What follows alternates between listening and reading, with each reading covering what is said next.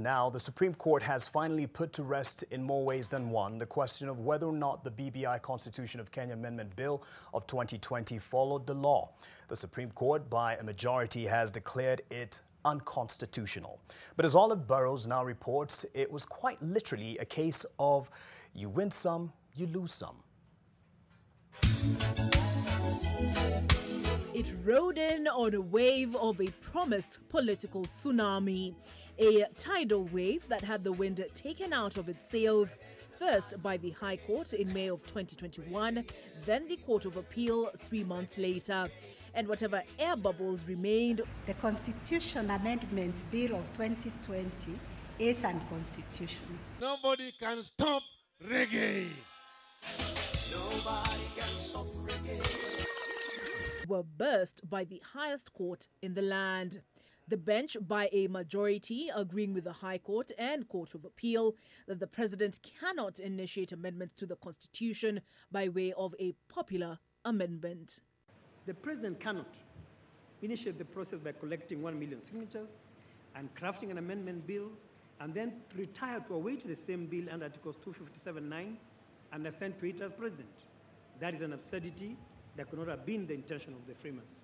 Lady Justice Njoki Ndungu, however, mounted a spirited defense in respect of his right to do so, but was ultimately outvoted. There is no doubt that the president is a democratically elected representative of the people who, under Article 1, can exercise delegated sovereign power of the people. The court did, however, thumb its nose at the now famed basic structure doctrine. It is during the hearing of this case from the High Court through to this court that it became a household name.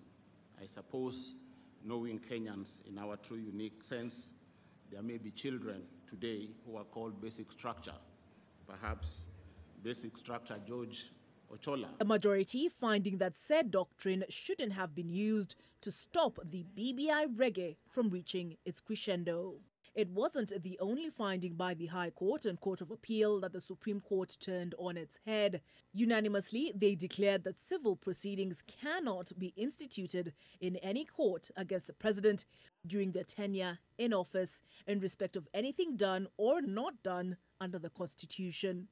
While it was a mixed bag for the proponents and opponents of the bill, IEBC walked out the outright winner. The court, by majority, finding that it was quorate when it undertook the verification of signatures in support of the BBI bill. The court also found that the creation of 70 constituencies through the BBI bill was a usurpation of its power. For lack of public participation. It was also found that the Commission was under no obligation to ensure that the promoters of the bill complied with the requirements for public participation. Bottom line, the BBI push to amend the Constitution through the 2020 bill is dead and buried.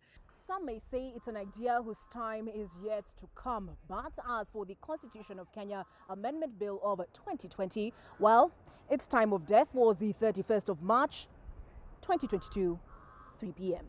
But do consider that at least one of its proponents has a history of seeking to revisit.